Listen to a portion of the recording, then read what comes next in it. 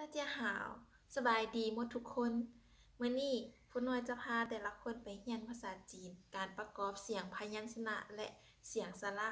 เป็นแนวใดเฮาไปติดตามรับชมรับฟังนำกันเลยเนาะบ๊ายบาย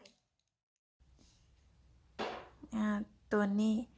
มื้อนี้พุดน้อยขอเขียนใส่กระดานเอาละกันเนาะเพราะว่าบ่ทันได้เฮ็ด PPT ตัวอย่างนี่คือการผสมของตัวพยัญชนะและเสียงสระมาประกอบเข้าเป็นเป็นคำหนึ่งของตัวภาษาจีนตัวหนึ่งอ่านตัวอย่างตัวที่หนึ่งโปอาปาต่อมาตัวนี้ในพยัญชนะเราจะอ่านว่าโปส่วนเสียงสระตัวนี้จะเป็นเสียงอาวโปอาวเปาการอ่านแบบนี้เราจะเอิ้นว่าการพินยินตัวต่อมาตัวนี้โมเอาเมาเคเอเคชื่อเอิงเชิงตัวนี้คือการประกอบในเบื้องต้นสำหรับตัวอื่นมันยังมีหลายๆตัวที่เราสามารถประกอบเข้ากันและยังมีตัวที่บ่สามารถประกอบเข้ากันเดี๋ยวจักหน่อยเราจะเอารูปขึ้นในวิดีโอแล้วกันเนาะมาทวนคืนอีกบาทหนึ่งแต่ละคนสามารถอ่านเว้าไปพร้อมกันได้เลยหลายบ่แม่นอิชิหลายโปอาปาโปเอาเปาโมเอาเมาเคเอเคชื่อเอิงเชิง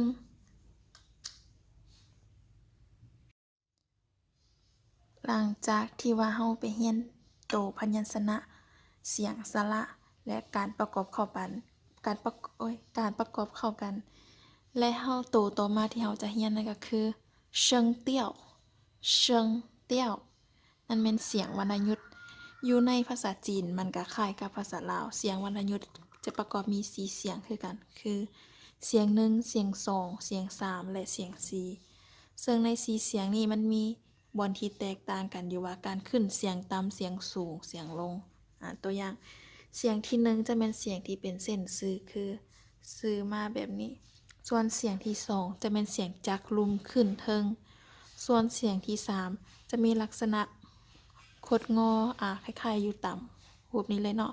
โค้งมาแบบนี้ส่วนเสียงที่4จะเป็นเสียงที่ว่าแต่เทิงลงหลุมและจะเป็นเสียงที่ว่าเน้นเสียงหนักมาเบิ่งตัวอย่างนำกันตัวอย่างเสียงตัวที่1เวลาที่เฮามาประกอบเข้ากับเสียงประกอบเข้ากันพยัญชนะและเสียงสระแล้วเอาเสียงใส่เสียง1จะอ่านว่าปาปาเสียง2ป๋าป๋าจะเป็นเสียงที่ขึ้นแบบนี้ป๋าป๋าเสียง3เฮาจะอ่านตามรูปแบบเสียงนี้เลยเนาะ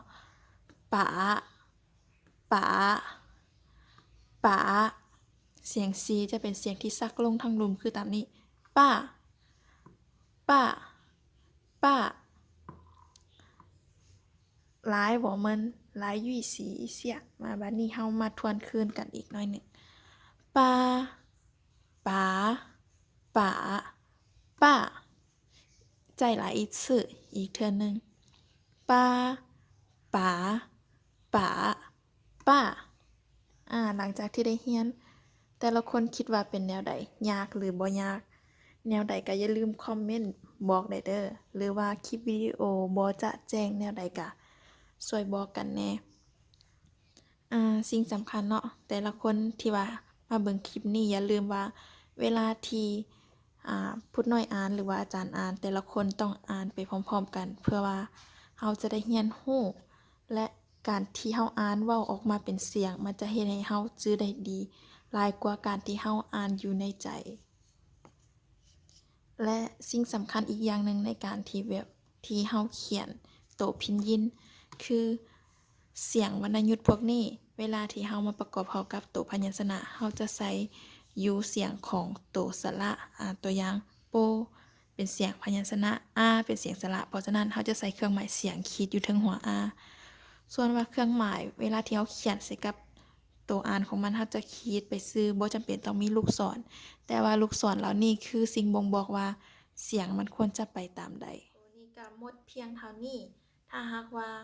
หมู่ๆเพื่อนๆน้องๆอ้ายเอื้อยคนใดที่ว่าอยากมีหยังแนะนำหรือว่าอยากเรียนรู้เกี่ยวกับคำศัพท์หยังสามารถบอกพุดน้อยได้เพราะว่าพุดน้อยจะได้ไปหาข้อมูลมาแล้วก็จะได้มาสอนทุกคนและเรียนไปรู้ไปพร้อมๆกัน ถ้าใครมักวิดีโอนี้ก็อย่าลืมกดไลค์ให้พุดน้อยเด้อขอขอบใจ บ๊ายบาย ใจเจียน